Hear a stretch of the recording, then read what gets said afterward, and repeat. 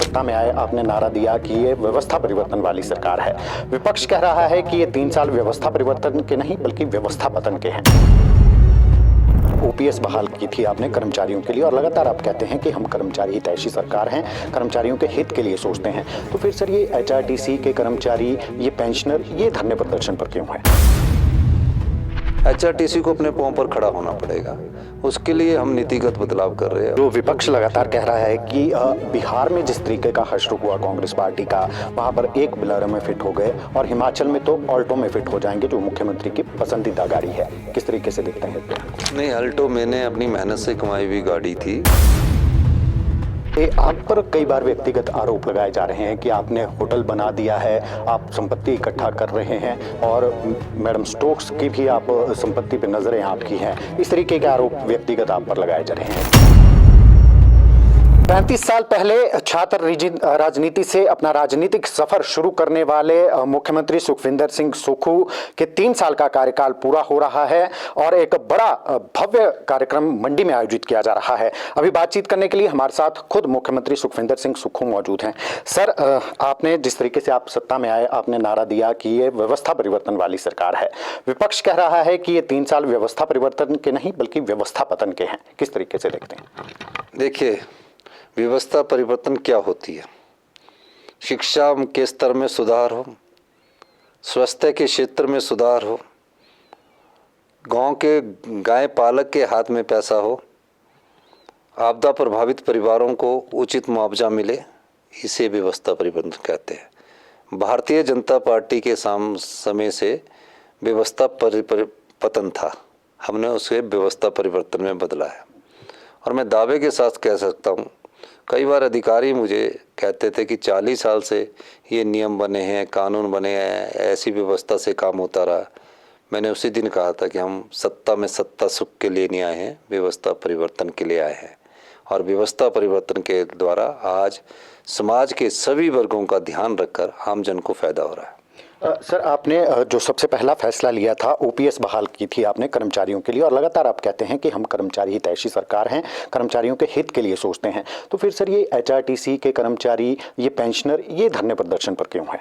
नहीं, इनको भी हर महीने पेंशन मिलती है, पर इनकी पेंशन डिले हो जाती है। इसमें एचआरटीसी के कर्मचारियों को भी थोड़ा सोचना होगा कि उन्हें हम 60 करोड़ रुपया हर साल, हर महीने 60 करोड़ रुपया हम हर महीने उनकी पेंशन और पे के लिए देते हैं। और निश्चित तौर पर मैं कह सकता हूँ कि जब 60 करोड़ रुपया हम उनको देते हैं, साल का 720 करोड़ रुपया हम देते हैं। मेरा ये मानना है कि जो एचआरटीसी वो ड्राइवर, कंडक्टर, मैकेनिक और इंस्पेक्टर से ज़्यादा नहीं है, ज़्यादा अधिकारी होने चाहिए, लेकिन ऊपर भी अधिकारियों को काफ़ी फौज खड़ी कर दी गई है। एचआरटीसी को अपने पांव पर खड़ा होना पड़ेगा, उसके लिए हम नीतिगत बदलाव कर रहे हैं। उप मुख्यमंत्री जी और मैं बैठकर निश्चित चर्चा कर रहे हैं कि एचआरटीसी को कैसे मजबूत किया जाए। नई बसें दिए जा रहे हैं, टेम्पो ट्रेवल दिए जा रहे हैं, ताकि एचआरटीसी के खर्चों में कमी आए और एचआरटीसी की पेंशन और पे का नुकसान न हो। कोई ऐसा महीना नहीं है पर लेट हो जाती है तो वो सरकार से ग्रांट की उम्मीद करते, जो आप कमाते उसी से अपनी पेंशन और पे दे दें तो अच्छी रहेगा। और हम ग्रांट तो समय के अनुसार 10 तारीख के बाद दे ही देते हैं। सर, जो विपक्ष लगातार कह रहा है कि बिहार में जिस तरीके का हश्र हुआ कांग्रेस पार्टी का, वहां पर एक बोलेरो में फिट हो गए और हिमाचल में तो ऑल्टो में फिट हो जाएंगे, जो मुख्यमंत्री की पसंदीदा गाड़ी है। किस तरीके से देखते हैं इस बयान को? नहीं, ऑल्टो मैंने अपनी मेहनत से कमाई हुई गाड़ी थी। जो मैं जब एमएलए था तो उस ऑल्टो में चलता था, तो मुझे आम आदमी का एहसास होता था। पर भारतीय जनता पार्टी उसका मजाक उड़ा रही है। मैं ये कहना चाहता हूँ कि जयराम जी ने जब हमारी सरकार गिर रही थी, 6 विधायक हमें छोड़कर चले गए थे, 9 विधायकों ने हमारे खिलाफ वोट दिया था। उस समय भी यही कहा था कि इस सरकार को भगवान नहीं बचा सकता। और इतना अहम था कि 3 आज़ाद उम्मीदवारों ने भी ये सोचकर इस्तीफा दे दिया कि हम चुनाव जीत जाएंगे। प्रदेश की जनता ने, प्रदेश के देवी देवताओं ने और भगवान जी ने हमारी सरकार को बचाया। आज वो अल्टो की बात अहम में आकर कर रहे हैं। और अनुराग ठाकुर जी जो इतने घमंड में है कि एक सोफा में बैठकर तक सिमट जाएंगे, मैं कहना चाहता हूँ कि 2027 का इंतज़ार करना। हम हिमाचल प्रदेश की में कांग्रेस की सरकार 52 सीटर वोल्वो में बैठकर आएगी। सर, जिस तरीके से आप पर कई बार व्यक्तिगत आरोप लगाए जा रहे हैं कि आपने होटल बना दिया है, आप संपत्ति इकट्ठा कर रहे हैं और मैडम स्टोक्स की भी आप संपत्ति पर नजरें आपकी हैं, इस तरीके के आरोप व्यक्तिगत आप पर लगाए जा रहे हैं, कितनी इन आरोपों को कैसे देखते हैं? भारतीय जनता पार्टी के एक पूर्व मंत्री ने मेरे पर ये आरोप लगाया। मैंने जिंदगी में ना तो कभी कोई होटल बनाया और ना मेरा कोई होटल बन रहा है, और ना ही मैंने अभी कोई जगह खरीदी है। मेरी जो 20 साल पहले संपत्ति थी, जो एफिडेविट में वही संपत्ति है। इस तरह के आरोप लगाने से पहले उन्हें कागज पत्र रखने चाहिए, विधानसभा में रखने चाहिए। और इस प्रकार का कैंपेन कि मैंने होटल बनाया, अगर मेरे नाम पर कहीं होटल या मेरे किसी दोस्त के नाम पर होटल, तो मैं भारतीय जनता पार्टी के नाम पर कर दूंगा। मैं जो ज़मीन है मैडम स्टोक्स की ज़मीन में मेरा मैडम स्टोक्स के साथ एक अपना एक संबंध है, एक प्यार है। मैंने कभी उस ज़मीन को ना देखा है ना मैंने लिया है। मेरा उनके साथ रिश्ता था, तो उसके साथ बोल रहे उनकी ज़मीन मेरी, उन मैडम स्टोक्स की कोई ज़मीन यहाँ नहीं है, उनके परिवार की ज़मीन है। मेरा कोई उससे कुछ लेना देना नहीं है। मैंने क्यों खरीदनी? मेरे पास अपनी ज़मीन बहुत है, मैं उसको बेचना चाहता हूँ, तो मैं और क्यों खरीदूँगा? और मेरे को इन चीज़ों का लालच होता तो मैं राजनीति में ना छोड़कर होटल का व्यापार करता, ज़मीन के दलाली का व्यापार करता। मेरे को ये शौक़ नहीं है, और जिस भी मंत्री ने ये आरोप लगाया उसे ये तथ्य साबित करने चाहिए। सर, आपने एक बड़ी गारंटी दी थी जब सत्ता में नहीं थे आप, कि 1 लाख रोजगार जो है वो हर साल जो है वो दिया जाएगा।